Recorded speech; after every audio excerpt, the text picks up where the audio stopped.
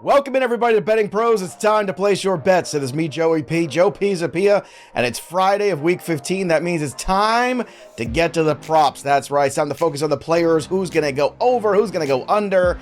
And, of course, to help us do it, raising his hand already, the Undertaker himself, Andrew Erickson, also known as Andrew Underson here around these parts. Scott Bogman, of course, the host of our college football content over here at Betting Pros. Lots of bowl coverage going on. Make sure you're subscribing to the YouTube channel so you don't miss a single moment of that. Lots of fun things happening. Bogman, last night you and I talked about Thursday Night Football. I thought the under was going to play. The under went over. I should say, in the first quarter of that game, it was crazy. Yeah, that was dead about 3 minutes in. I mean, what a pathetic performance from the Chargers. I mean, look, we've seen bad performances before, but I mean, I think that if Staley might have gotten fired even if he had this team in a position for a playoff game. This was one of the worst performances I've ever seen, and it just so happened to be on national TV the one time that they have, they're in front of everybody. What a terrible, terrible performance all the way around by the Chargers, top to bottom. And look, I always said to you that I thought it was slightly surprising that he still kept his job after that playoff loss last year. I thought that was one that was kind of going to turn around and bite him, but I understand you give a guy another shot. But considering how much rope he had, Erickson, it feels like, if it takes this long to fire Brandon Staley, that the three of us are probably going to last at least another 6 months here. At least. But hey, shout out to my guy, Alex Erickson, scored a touchdown last night. Your cousin Alex. That's good. It's nice to see him doing good things. So the boys and I are going to break down our props for today, for Saturday and Sunday's games. Got a lot of games over a lot of different days here. But before we do that, don't forget, like I said, drop your comments below. Subscribe to the channel. You just might win a 1-year free premium upgrade to Betting Pros, the best betting tools on the planet to help you bet smarter, not harder. And premium upgrades, if you want to see what it's all about, go download the Betting Pros app, because iOS users get 3 free days of premium. This is the perfect weekend to do it.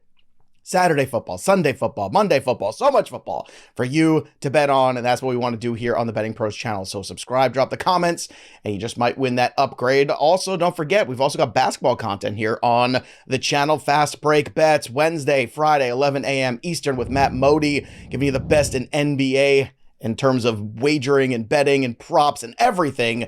He's the man. He's getting it done every Wednesday and Friday. Go check him out as well. All right, boys. Boggs, you're our theoretical guest today, so why don't you kick things off here for Week 15 in the NFL with the props. Let's start with the Lamar Jackson over 1.5 passing touchdowns at Jacksonville. It is plus 135, and the Jags, we talked about this on the Straight Bet show yesterday, Joe and Erickson. It is this Jacksonville secondary is miserable. Since Week 9, they've allowed 11 passing touchdowns. That was their bye, Week 9. In those 5 games, they are also second to last. Well, technically third to last now that the Chargers have played, but we're not going to count that game. The Bengals are the only team that has allowed more passing yards in that 5-game stretch than the Jacksonville Jaguars over the last 3. They're the only team allowing 300 yards passing. So you can beat this team on the ground, and the Ravens are usually a run-first team, but throw the ball. They can't stop it at all. So 1.5 passing touchdowns, which I think Lamar's only done 5 times this season, but this is a easy game for him to do this in. I think he will do it, and you're getting plus money on this. So I really like this against a miserable secondary. I love when you say Jaguars. I love when you call the Jaguars. Erickson, I also like when people say Jaguars. Which do you prefer of all the different 3 ways to say it, Erickson? Do you have a preference, like the British way, you like the Bogman way, or just the Jags? I like which is the Jacksonville way. I like the Jaguars. I know why people call it Jaguars is because in some of the versions of Madden, that's why they pronounce it that way. So that's why it's been formed in certain people to call them Jaguars, because one of the broadcasters from one of the Madden games would always call them Jaguars. Jaguars. Yeah, it's Jagwires. That's how it's pronounced. Jaguars. Yeah. You mentioned the Jaguars. Oh, the Jaguars secondary not being good. Who do you prefer, OBJ or Zay Flowers in this game if you're going to go target some other props? I mean, for me, I prefer OBJ, but Erickson. Why are you saying it like it's a secret? I don't understand. Because maybe it is a secret. Because I guess we'll just get right to it. Yeah, Joe. Well, okay, I'll hold it off a little bit. Erickson, do you have something you'd like to speak about to the rest of the class? Yes, Mr. Pisapia. OBJ, want to take the over on his receiving yardage prop, 38.5 yards. It's just too low. He's gone over 40 in 4 of his last 5 games. Last week, he had 4 catches for 97 yards and a touchdown. He got 10 targets last week, and he's not even playing all the snaps. So the Ravens are being smart about his workload because he's an older player and they want him healthy in the playoffs, but they also understand, besides Zay Flowers, he's probably their most impactful receiver without Mark Andrews in the lineup. So when he's on the field, he gets targets and he's going to get yards based on the defense that he's facing that has just been bleeding points, specifically in the passing game, but specifically to wide receivers, allowing the most wide receiver yardage over the last 4 weeks, nearly 200 yards per game to wide receivers. So there's an opportunity here. I love all the Jackson overs on his passing yardage props. And if that's going to happen, it's going to go through guys like Zay Flowers and OBJ. And I just think the best value is on Beckham just based on his number being below 40 yards. It's just too low for someone in such a great matchup who's already been producing. The last 6 weeks on Fantasy Pros, I would add Odell Beckham's name to the waiver wire show every single week, and then Debro would take it off, and I'd add it again right before the show until eventually we got to a place 2 weeks ago where he had to begrudgingly agree that, it was probably smart to add Beckham all those months ago just I think, too, for a buck. With Beckham, I think that there's some anchor biasing going on with him where, he started off the season, it's he's old, he's not really doing much, but, we're seeing him now that he's healthy. And, again, this is still Odell Beckham Jr. He was still coming off a major knee surgery. But at the same time, we see guys get removed farther and farther away from these injuries, and they come back to form. Cortland Sutton's another guy. Look, he had a devastating knee injury a couple years ago, and maybe just taking the time for him to get back to his all-star form, and maybe we're seeing that from OBJ. So he's just being too undervalued in the marketplace. All right, let's continue on with the marketplace of Week 15. Boggs, you want to go with the Giants on a prop. What do you have?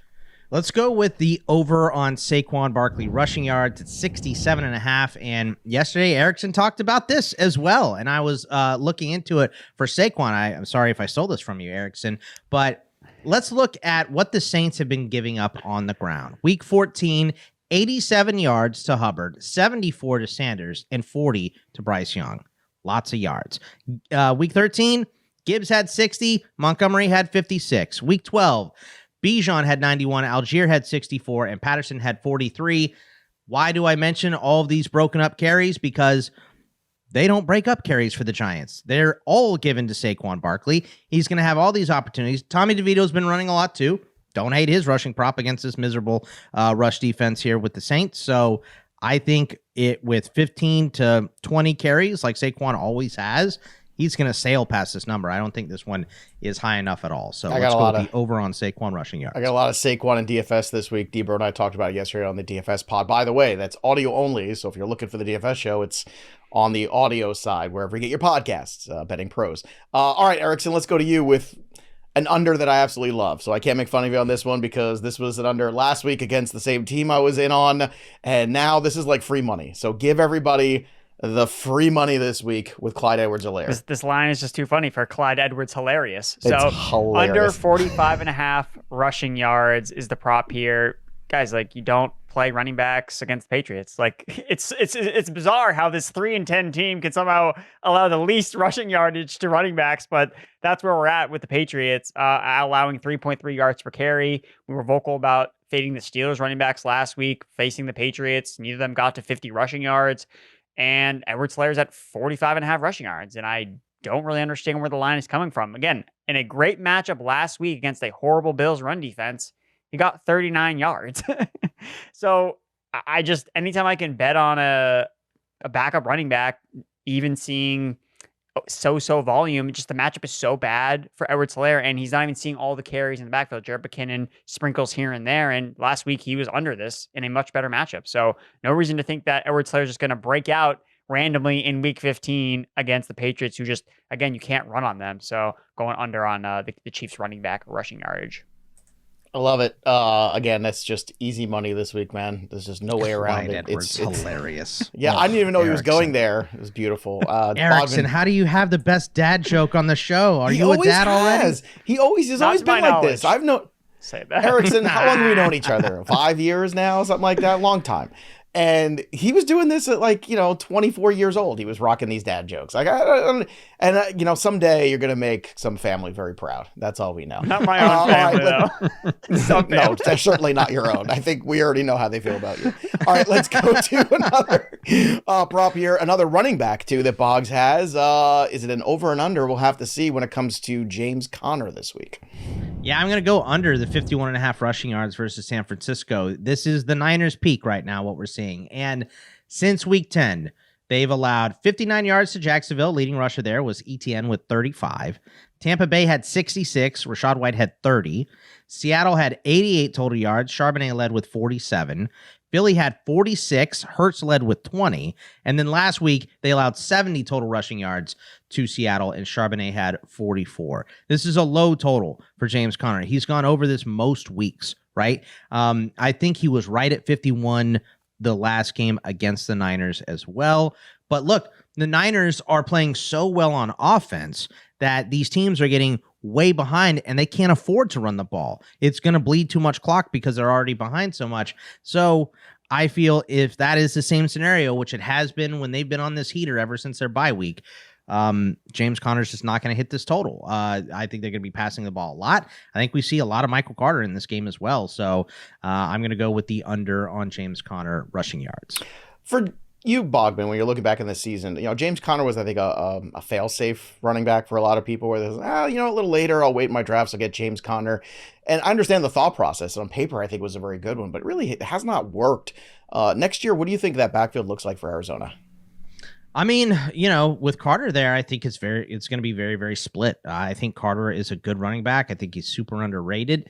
And, he was cast aside and the Cardinals were quick to pick him up. So I think they have an idea of what they want to do with him. This is, a new staff and front office there. So they are this is a year to weed out who they like and who they don't like, which is why Keontae Ingram is gone and Michael Carter was brought in. So I think it's probably going to be more split. And the deeper Conner gets into his career, the more he's going to have to cede work to someone else because he is a bell cow back, but we also know he breaks down a lot. So I think it's going to be fairly split next season. All right.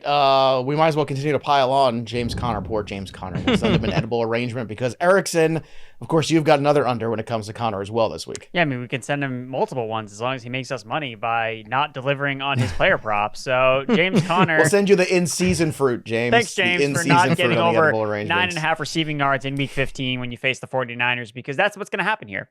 Guys, he has gone over this number, 9.5 receiving yards, one time this year. He's played 9 games. He's gone over 9.5 receiving yards once. And they brought in Carter to catch all those passes. Exactly. James Conner's not playing on third down. Whether it's Michael Carter, whether it's Amari DiMercato, there's someone else that's operating as the third down back. So as Boggs just alluded to, we're projecting negative game script. James Conner may not even be in the game. So I think this is another, stone cold lock of the week. This is mine. James Conner under 9.5 receiving yards. Again, he's done it one time in 9 games played this year. I don't understand why the line is this high. So I'm going to take the easy under. Speaking of the unders, we'll go back to the Clyde Edwards-Helaire one real quick. I was just kind of messing around here, trying to see, put things together. I love the Barkley one so much. I love the Clyde Edwards-Helaire one so much. I wanted to see what I could put them both together because they both have juice around the minus 114 range exactly on FanDuel. But you put them together, you get plus 252. That's an easy day at the office right there. That's an easy, you can lay a couple units on that, and I think that's going to absolutely smash. All right, let's get to another one here for you, Scott Bogman. But before we do, just a reminder, make all your picks count with our NFL contest. If you haven't already joined, there's still time. bettingpros.com/NFL contest. You can join on the app too. Just click the community tab. We're giving away weekly prizes and monthly prizes, so there's still a little bit of time there left for you in December. Just make 5 picks a week over at bettingpros.com/NFL contest. Win yourself a hat, a t-shirt, something nice. All right, let's go. So what are we going to do here, Bogman, for our next pick? Let's go James Cook over 23.5 receiving yards versus Dallas. And this is, one of the biggest changes for Joe Brady since taking over is getting James Cook the ball more. In his 3 weeks that he's been the OC, James Cook has touched the ball 20, 22, and 15 times. He only had 15 or more touches in 5 of his previous 10 games, and he has 14 receptions in those 3 games, which is right at 37% of his entire total for the season because he only had 24 catches going into the last 3 weeks here. So he has been getting way more work. The focus has been getting him the ball. I do think I like Dallas in this game outright. So I do think maybe the Bills will be playing from behind, which should lead to more receptions for everybody, including James Cook. So let's go. This total is so low for him. He catches a screen pass, he can get all of it because he is, he is very, very explosive. So let's go with the over 23.5 receiving yards for James Cook this week. Now, I like this one too, and I keep telling people to start cooking this game. I think this is going to be a fun game here between these two teams. I still like Dallas on the money line. By the way, did you see that weird little stat nugget that the Cowboys haven't lost a game since they announced that Jerry Jones was going to go into the Ring of Honor? Did you really? Jimmy Johnson, you mean? Jimmy Johnson, yeah. not Jimmy Jones. Jerry Jones announced that Jimmy Johnson.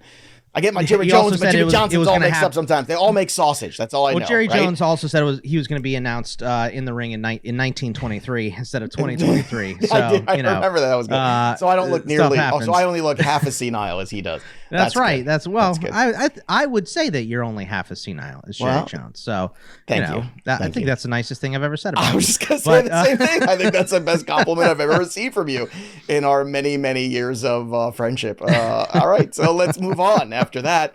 Let's continue on with this game, though, because Erickson, you've got a prop in this one, too, with another running back, but this guy's on the opposite end here. This guy's on the Cowboys. So let's talk about Tony Pollard. Yeah, Tony Pollard over 51.5 rushing yards. He's been improving since a slow start to the season. He's gone over this number in 5 straight games. He's gone over 51 yards in 7 straight games.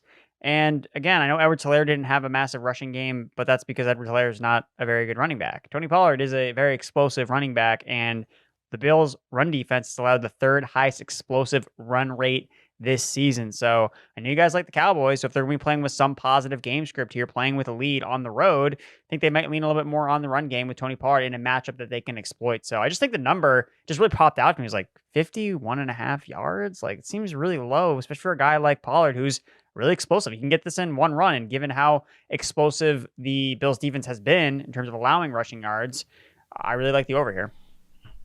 All right. The kids would call the Bills run D mid. I like the mid expression. That's one of the few expressions that I like that the kids are using. Mid is a good one. Except when Debro uses it a lot too. On Desmond Mitter. Come on. Yeah, he got in trouble for that. They said you can't call him that anymore. And he doesn't. Especially if he plays Desmond Ritter's family?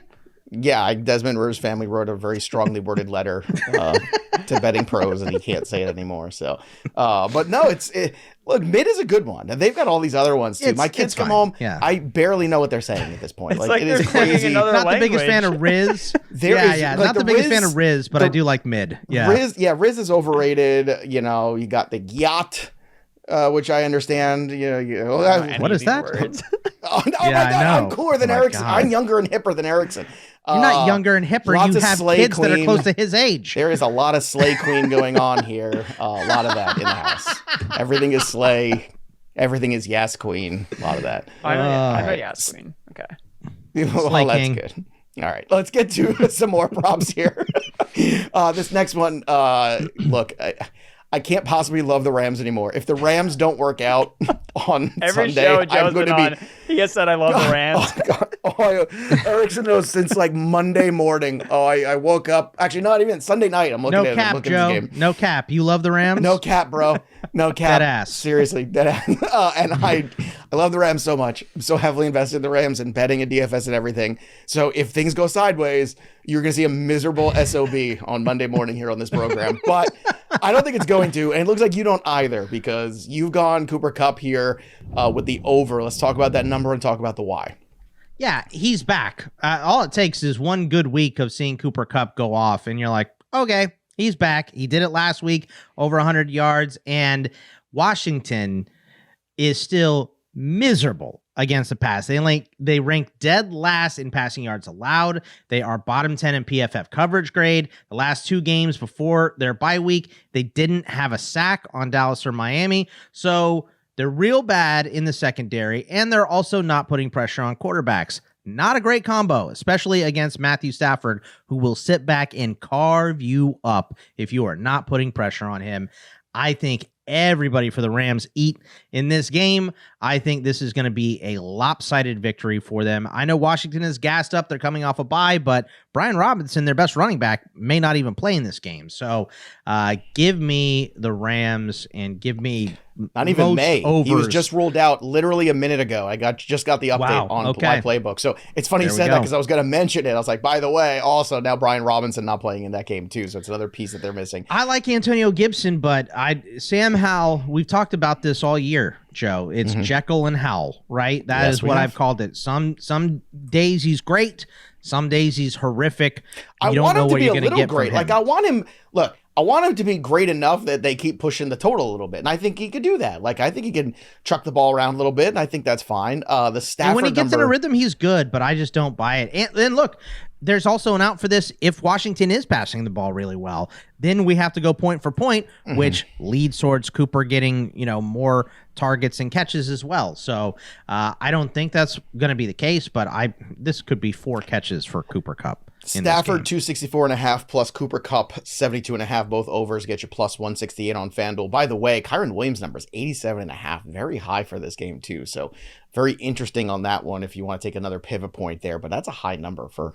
I know Kyren's had some good days at the office recently, but still, that's a. Well, I mean, the Commanders have been equally as bad against the run the last few weeks too. Yeah, like, it's just a matter of like bad. It's almost like or at least they traded their 2 best defensive players. The so way that's I good. can see, Ron Rivera's like, "Hey, Brandon, Mr. Staley, I'm right behind you. Gonna hang out. Guys want to go to brunch? Keep my place warm." Yeah, pretty much. All right, let's get to the last one here from Erickson before we get to the anytime touchdown. By the way, the anytime TD is not out for Cooper Kupp yet, but I'm gonna smash that too whenever I get a chance. All right, let's go with you, Erickson. You've got some feelings on the West Coast too, but this one has to do with the 49ers. Yep, George Kittle under 3.5 receptions. So George Kittle, you always want to be looking at his receptions props, not his receiving yards. Sean Connery. Because George Kittle rips off big plays left and right. How do you like those props? Shaken or stirred? Shaken, not stirred. Do you even know who Sean Connery is, bro? Yes, I do. I know who that is. Yeah, so back to George Kittle under his receptions prop because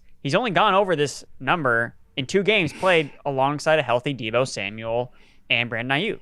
Like, he is 4th in the pecking order when it comes to actually getting targets and receptions in this lineup. I don't understand why I can't say catches. Just gonna change it. Just throw it out of the dictionary. Catches than those 2 other players. So the Cardinals are allowing the 4th fewest catches to tight ends this season. Okay. And when everybody was healthy in the lineup when they played back in week 4, George Kittle had 1 catch for 9 yards. So with that, what did he have? How many no catches? No. 1 catch, 9 yards. So under on George Kittle and his catches prop. You mean receptions? I'm not going to try to say it again. I'm not sure what's going on. I'm concerned for my well-being. I think you're very well received by our audience. That's what I think. I'm leading the league in redness of face in this episode here. Oh my God. Because it happened twice. It's the second time. The first one I thought Erickson was screwing with us, and then the second one, it turns out he was. Oh man. Oh my goodness gracious. All right, so Erickson, before your mind completely shuts down, why don't you give us your anytime touchdown call and make sure we clear you out of here before things go downhill further. I can't believe this pick you've got too. This one is really stunning. An anytime touchdown reception. There you go. I did it. Jerry Jeudy for me for the Denver Broncos. You look at the Detroit Lions; they are allowing the most red zone touches to. Oh my God! Jesus, Joe! Guys. Joe, mute yourself for Christ's sake. What are you doing? It's been a long week. Okay, we're in week 15. I'm trying my best. It's Friday, everybody. Jerry Jeudy's gonna score a touchdown. Everybody knows Erickson starts drinking Lions at noon on Fridays. Allowing the most red zone looks to opposing wide receivers this season. And Jerry Jeudy's overdue for touchdowns. His expected touchdowns are 4. He only has 1, and he should have caught 1 last week. So I think that they're going to right the ship. Jeudy scores. Maybe Courtland Sutton scores too, but Judy's going to get 1 today or on Saturday. I mean, Erickson, let me just ask you this. How mad are you going to be when Jerry Jeudy is wide open for a touchdown and just straight up drops it? I mean, is this like remote control through the window type anger? What type of anger is this? Probably, yeah. Cortland Sutton, 2 tutties. No, it's gonna be he's gonna be wide open, and Russell Wilson's gonna throw it to Cortland Sutton in triple coverage. Sutton's gonna catch it, and Judy's gonna be on the sideline being like, "Why did you throw me the ball?" It's like, dude, Sutton is triple covered, man. That means he's open. So, oh man, that's tremendous. All right, Boggs, close us out here with an anytime touchdown call, and I think you've got a tight end for yours. Yeah, I thought mine was absurd until I heard Jerry Jeudy. I'm going to go with Tucker Kraft. He's at plus 275, so he's getting a little bit better odds here. And Jordan Love has been passing the ball until last week pretty decently, but Tucker Kraft has been on the field a ton with Luke Musgrave down. I believe it was his snap share has been 96, 95, and 100% in the last 3 weeks. He has 12 targets and 1 score. In that 3-week stretch, he only had 7 targets before Musgrave went down. So he's being used more and more. And I feel like the Packers have every single 2-point conversion in their playbook. LaFleur is very, very good at drawing those up. And those are the same thing as goal line plays, guys. So, if you see some of those plays, Kraft has been involved in those. So is Musgrave. The tight ends are getting involved. So little plus number. And I think if they throw it to Kraft, he'll definitely catch it. So it's a really good number, too. Plus 275 is really nice, too, especially with some of those guys on that wide receiving core banged up. The options are becoming, sort of very few and far between for Jordan Love here as the season kind of wanes on. You got Dillon dealing with an injury. Jones never plays. You've also got, everything going on there with Watson and Reed. So I like this one a lot. This is, and by the way, Erickson, I saw your face. Jeudy is way more likely to score a touchdown than Tucker Kraft.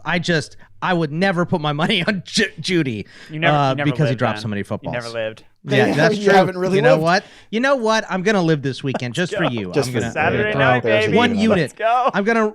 You and I are gonna be rooting for it on Saturday. 1 touchdown for Jerry Jeudy, please. Let's go. Just to recap what the boys are in on: Bogman's in on Lamar Jackson over 1.5 passing touchdowns, Saquon over 67.5 rushing yards, Connor under 51.5 rushing yards, James Cook over 23.5 receiving yards, Cooper Kupp over 75.5 receiving yards, and the Tucker Kraft TD at plus 275.